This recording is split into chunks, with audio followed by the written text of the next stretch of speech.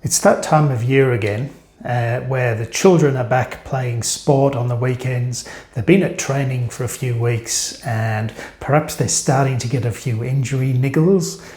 One thing to check for sure is that the footwear that they're wearing, that they probably didn't use last year because of COVID, still fits them properly and is not worn or damaged in any way.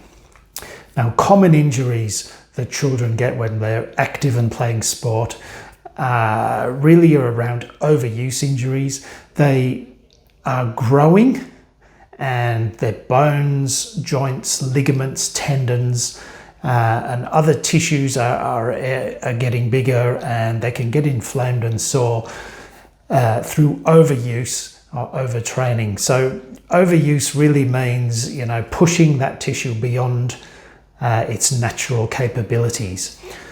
Common things that we see are something that was often referred to as Sever's disease or calcaneal apophysitis, we like to call it these days, and it's heel pain associated with activity, more often in boys, but generally sort of the age 8 to 14 years old is certainly something we can help out with. Ankle sprains are also a big issue, particularly with netball and court sports. So making sure, firstly, that your footwear is appropriate, and then checking sort of the degree of the injury. This could be graded 1 to 4, which is just a bit of mild bruising, anything up to a complete tear of the ligament, which requires immobilization and offloading with crutches for some time. One of the other things that people don't tend to think of as an injury, but are blisters. Blisters can really slow people down, particularly kids who maybe don't notice the rubbing or the hot spots developing.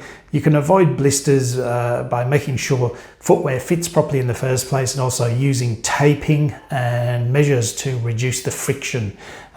Playing in wet socks is a big no-no, so always have a spare pair of socks with you when you're playing sports, so if you get wet you can get them changed, say at half time, so that you don't develop blisters.